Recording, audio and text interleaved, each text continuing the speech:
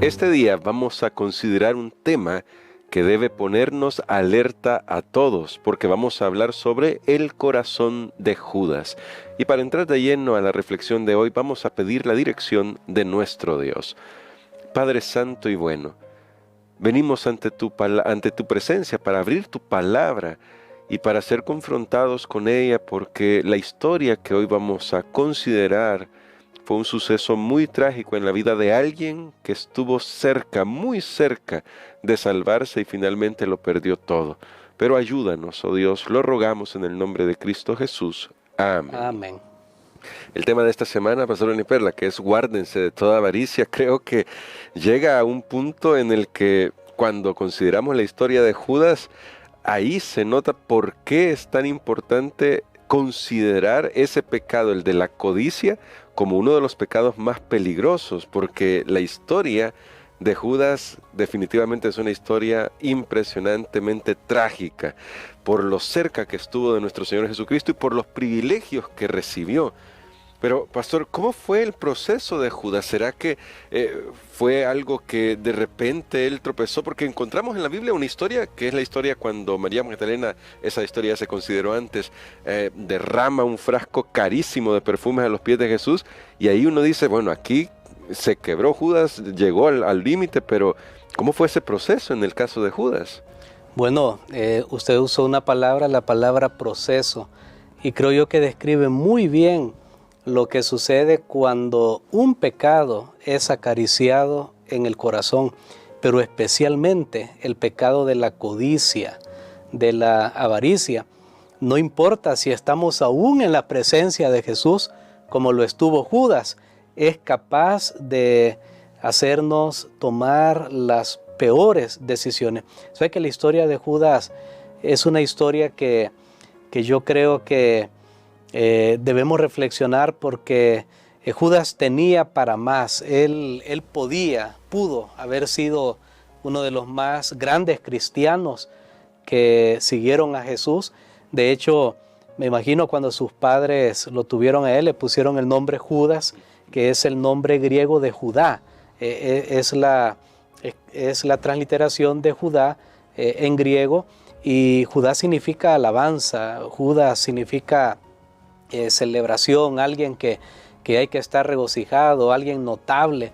De hecho, se ha hablado muchas veces que entre los 12 discípulos de Jesús, el que tal vez destacaba más, ya sea por su apariencia física o su conocimiento o su educación, era Judas. Wow. Así que ahí tenemos nosotros un caso de alguien que pudo haber llegado a ser notable, pudo haber llegado a ser para alabanza en la historia de la iglesia cristiana, y sin embargo se convirtió ahora en el traidor, se convirtió, de hecho ese nombre muy poco se usa, que un padre diga, voy a ponerle Judas a mi hijo, y sin embargo es un nombre que tiene un buen significado, pero la historia detrás de ese nombre que le dio Judas hizo que fuera repudiable, por supuesto, su acto de vender a Jesús. Pero es que Judas tenía un problema, y era el problema de la ambición, y cuando lo conectamos con la lección de esta semana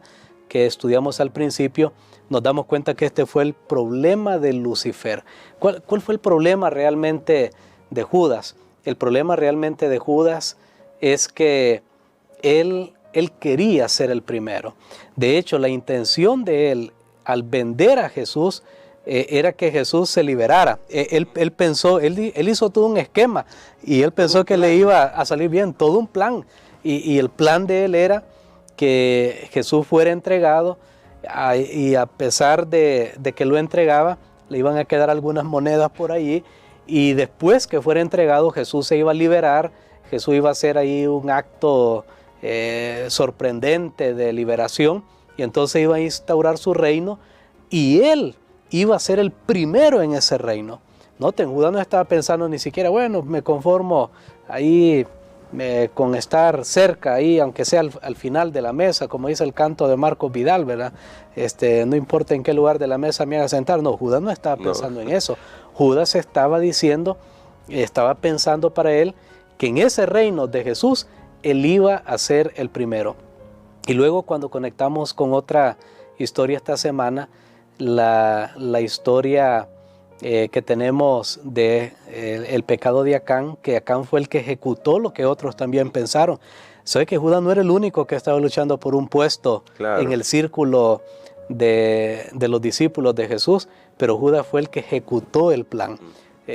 Los otros apóstoles, incluso unos que convencieron a la mamá, hasta ahí llegaron en su plan, pero ya no fueron más allá. Judas traspasó la barrera y lastimosamente toda la base de esto es la codicia. Uno piensa que Judas estaba interesado en el dinero, sí, pero lo que había detrás de eso, la base de ese pecado, era la avaricia, la ambición, la codicia, que se convirtió finalmente en idolatría, al punto de que eso fue más importante para él, el primer lugar, que la presencia misma de Jesús. Qué tremendo, tremendo, porque vemos hasta dónde se puede llegar, incluso estando, como usted lo decía antes, en la misma presencia del Señor Jesucristo.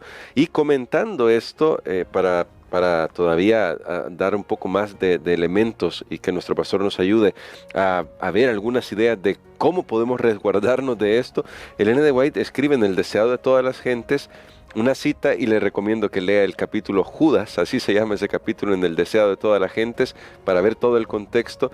Pero aparece acá una cita en nuestra lección que siempre me ha fascinado, me ha impresionado, porque dice que Judas amó al gran maestro y deseó estar con él.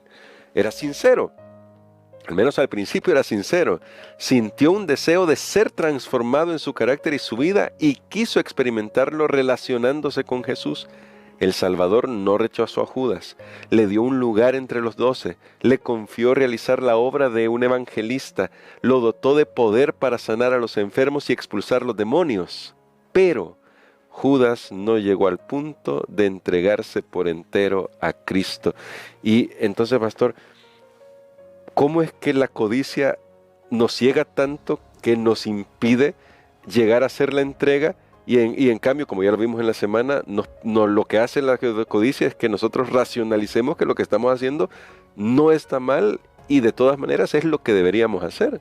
Judas es el caso de la persona que pudo haber sido, del que tuvo el deseo. Lo mismo, cuando leí esta declaración, recordé la historia del joven rico, que ya le estudiamos. También él llegó donde Jesús y parecía que tenía un deseo vehemente de ser un seguidor de Jesús, pero cuando se le presentaron las condiciones, ahí no estuvo dispuesto. Ahora, el caso de Judas dice que él deseó, él sabía que tenía esos defectos, él sabía que cuando la codicia, la ambición lo tomaba, era capaz de las peores cosas, pero él dijo, bueno, me voy a asociar con Jesús, y Jesús le fue dando la oportunidad. Yo le doy gracias a Dios, hermano Gerson, porque Jesús da la oportunidad. Amén. Dios nos da las oportunidades. Todos tenemos defectos, y le voy a decir algo, todos tenemos codicia en el corazón, todos somos seres humanos, y recordemos que somos pecadores, y que la base del pecado, como ya vimos, fue la codicia. Pero, ¿qué tenemos que hacer? Dios nos da la oportunidad de estar con Él para que ese deseo mundanal, ese deseo de codicia, ese deseo de ambición, lo pongamos sujeto a su voluntad, y entonces elijamos el camino que Dios tiene para nosotros, el camino del contentamiento. ¿Cómo podemos hacer nosotros? Bueno, definitivamente necesitamos hacer una entrega, que es lo que Judas no hizo, porque la entrega es dolorosa. A Judas le faltó ya al final decirle, entregar a Jesús, confesar a Jesús su pecado, porque yo creo Jesús habló muchas veces e incluso no lo expuso en público. Por ejemplo, cuando fue el caso de María, que ungió a Jesús con un frasco muy caro y todo eso, y Jesús sabía la razón por la que Judas dijo, lo hubieran dado a los pobres, sí. Pero ahí el pobre era él, no estaba pensando realmente en los pobres, y Jesús le dijo unas palabras, pero no lo expuso públicamente, le fue dando la oportunidad. Creo que a Judas le faltó confesar su pecado a Jesús, llevarlo ante él y decirle, esto me está pasando, este es mi problema, ayúdame. Y yo creo que si nosotros hacemos eso, Dios va a ayudarnos. Amén. Hace varias semanas atrás lo mencioné en una lección, casi nunca y ningún pastor yo he escuchado, y yo tampoco, que una persona llegue, hermano Gerson, y diga, tengo problemas con la codicia. Nadie, porque ese es un pecado interno, como hemos estudiado esta semana. Nadie se da cuenta. Uno puede estar aquí y puede estar codiciando, nadie lo sabe, pero está dentro, profundo en el corazón, y nadie confiesa, bueno, codicié tener este carro, codicié tener a esta persona. Nadie lo dice, pero no tienes que confesarlos ante un ser humano. No estoy diciendo que tiene que hacerlo. Lo que digo es que no sucede, pero está bien, no lo confieses a ningún hombre, a ninguna mujer mortal, pero confiésalo a Dios, habla con Dios, dile, Señor, esto me está pasando, estoy codiciando esto, y yo sé que si no logro vencer esta codicia, me puede llevar a quebrantar los principios y aún a despreciar la salvación tan grande. Amén. Pero ahora, pastor, ¿será que en realidad la razón por la que no confesamos esto a Dios y no lo vemos tan grande es porque pensamos que lo que nosotros codiciamos, es decir, lo que yo codicio, no es tan grande como lo que están codiciando otros? ¿Será que a veces minimizamos nuestros propios deseos de codicia y decimos, yo no soy tan codicioso como es otro y por lo tanto no tengo tantos problemas? Bueno, es una posibilidad. Esta semana hemos hablado de cómo las personas racionalizan el pecado de la codicia pensando esa es otra posibilidad. No, esto en realidad no es peor que lo que otro aspira, y ahí nos vamos conformando. Pero recordemos, un pequeño pecado acariciado, para mí es una de las grandes lecciones que nos deja la historia de Judas. Nos puede llevar a olvidar lo grande que tenemos en la persona de Jesús. Le pasó a Judas, que estuvo ahí en la presencia de Jesús, y nosotros que no lo estamos viendo.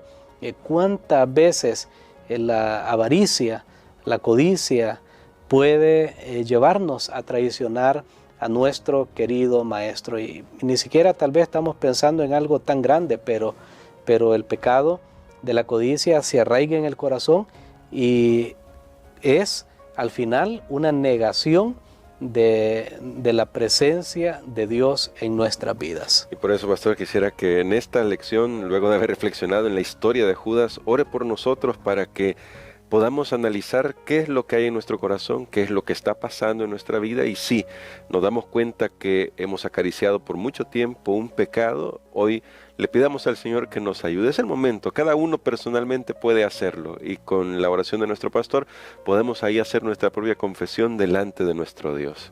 Padre que estás en los cielos, en este momento, Señor, venimos ante ti reconociendo que nosotros también somos pecadores, que tú nos has recibido, que un día aceptamos esta salvación tan grande porque deseamos que tú hagas la obra en nuestras vidas.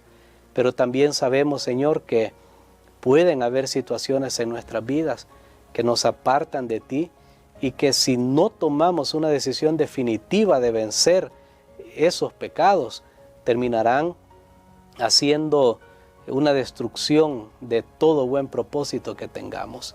Señor, vemos que ha pasado aún con personas notables como Judas, y nosotros humildemente venimos delante de ti, pidiéndote, Señor, que dirijan nuestras vidas, que nos tomes, y aún que queramos ir en la senda del mal, por favor, Señor, tráenos de vuelta con tus cuerdas de amor.